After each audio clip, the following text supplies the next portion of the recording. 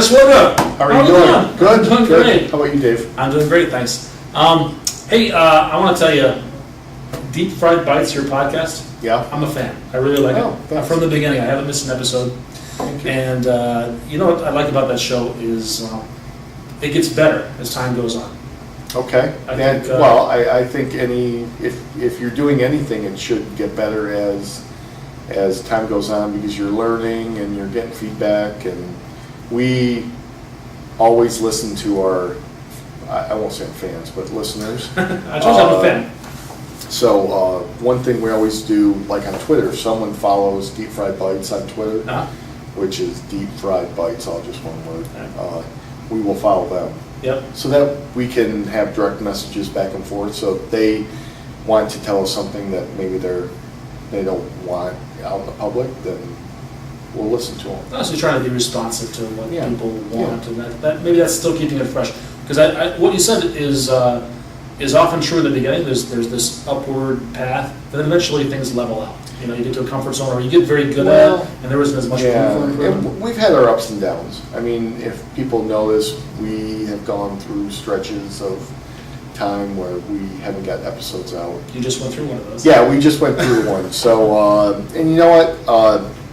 Sometimes you have to put work and family in front of stuff, and we don't make very much money on the podcast, which we never meant to make money on it. That's my question is, why did you start this podcast? I should point out that Keith Elder is the other half. Yeah, so Keith and Woody. Keith Elder is the other co-host, and so he was so Keith was doing an internal podcast with someone at Quicken Loans, and they were doing it internally, and it was like on the porch or on the back porch or something like that.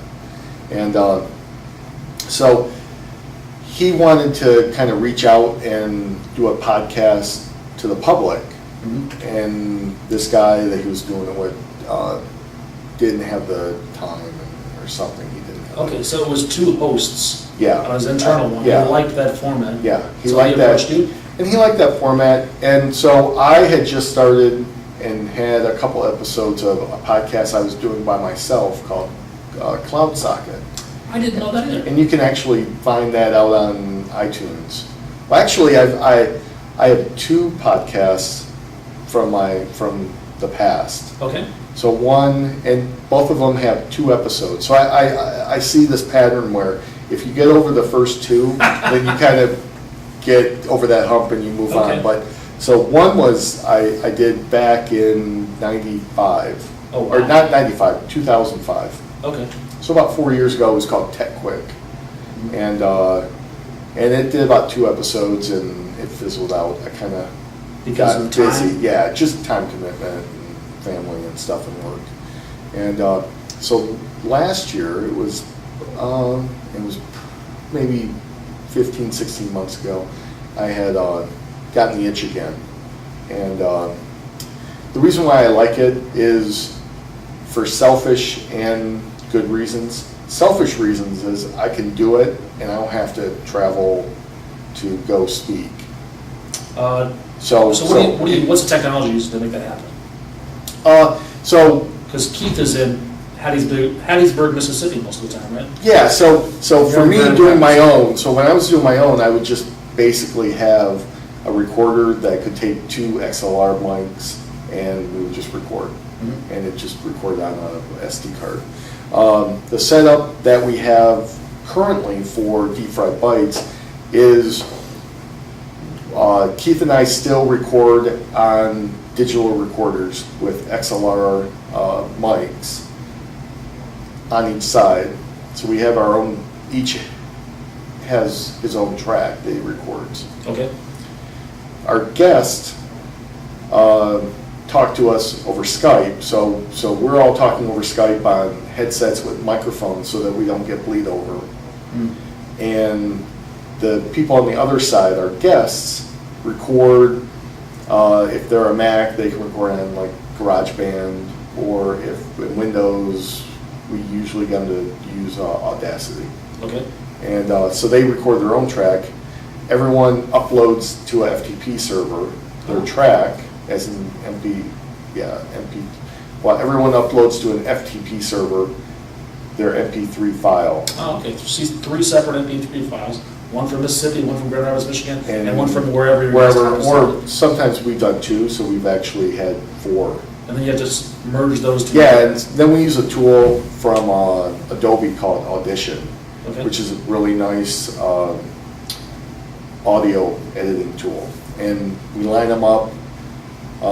Basically, at the beginning of every episode, we count down from 3, 2, 1, and on 1, we all just start recording. And so we're pretty good at hearing, because a lot of times we know where things line up. So we line them up, and from there we edit and produce an episode, and put the theme songs on, and do any other addition or modifications to the. Oh, very cool. How long do you record for one episode? Usually, we try to do about an hour and a half. An hour and a half, and then you take the best hour of that. Yeah, and so that becomes your podcast. So in the beginning, let's back up. So usually, say like we start at 7 o'clock. So we'll say to someone, okay, we're gonna meet on Skype at 7. We're gonna go to 8:30. Right. We usually don't start recording until maybe quarter after to 20 after, because we talk to the person, we get questions, we write down stuff, we get ideas, we let them know what we expect, and answer any questions that they have, and just make everyone kind of know what's going on. Okay. And then we'll record, and usually, so in the end, we usually record about an hour of quality in the end. And then, so during that time, we may stop, and we never really stop recording, but Right. we may just kind of say, well, we're not going to. Let's take a time out here. This won't be in the final broadcast. Yeah. Let's Yeah. talk about what we're going to talk about next. Yep. Okay. And I'm sorry, I interrupted you. You said there's a personal reason Yeah, for getting started in the podcast? I think anyone who's doing podcasting or blogging or anything like that probably has 2 reasons. They like it because they want to get themselves out and do. It's a way for me to help out with my MVP award. Okay. So I can get a lot more reach from a podcast than I can speaking at user groups, and I don't have to travel, and so it helps me be around my family more. Okay. So that, I guess I'm not really familiar with the MVP program. I know you're an MVP. Are you required to do a certain amount of public speaking to maintain that? Well, the MVP program is, you're supposed to do, it's like an outreach program. So you're supposed to speak or help out community events or help go out on the forums, news groups, and help people. So it's all about pushing ideas out. Okay, and this is a way for you to do that without having to travel all the way. So, we usually get thousands of downloads in the first week. That's So taking a lot of data.nets or code camps to reach 1,000 people. Yeah, exactly. And Okay. our RSS feed is thousands. So we're reaching a good number of people. So I think that meets my goal. And you know what? And we meet so many cool people that out in the community and at Microsoft that may not get the exposure that they really need to get their message out or get their ideas. Or just, we meet a lot of people like Chris Smith at Microsoft. He's a F#, one of the testers, testing engineers at Microsoft for the F# team. Okay. And man, just a great guy and smart, and he's writing a book. So at PDC we said, you know what, we're gonna get you on Deep Fried Bytes. So now thousands of people now have heard his ideas that wouldn't otherwise be exposed to. Yeah. That's pretty cool. Yeah. So and we have people that reach out to us that want to get on the podcast, and we're flattered that people want to come on the show, because in the beginning we would have to kind of beg people to get on the show. So it wasn't that bad, but it's nice. I haven't heard one show where I thought, wow, why did they settle for that guest? I've yet to hear that show. We've thrown some shows out. Except for the one where there was no guest. Yeah, that was our April Fools. So that was on April Fools in the morning we were like, man, we should do something. So we came up with that idea and threw it out. But we have not used some interviews. Oh, you have had some, and then when it was all said and done, you thought this just isn't interesting enough Yeah. to share with everyone else. It just didn't meet our expectations. Mm-hmm. It wasn't that the guest wasn't good. It just didn't. It's like chemistry. I mean, you can have two cool people, but they just don't click together. And I've had the same thing where I've recorded the conversation and not used it, but mostly that's been because of technical issues. The sound was very bad, or the lighting was bad, or it was a bad tape, things like that. So we haven't had thrown a few just we haven't had too. Well, we've had some issues with Audacity, but we've gotten over those. But no, it just is what it is. I mean, you can't hit a home run every time. Sure. But we at least want to hit a double or triple every time. Yeah, and you're not committed to a weekly release. So well, that's our goal. That's a goal, but I've never heard you state that goal publicly. So. Well, that. I mean, so you can afford ideally you can afford to skip a week if you want to maintain the quality. Yeah. Our goal ideally would be to come out with a show every week. Yeah. On a set day. Okay. But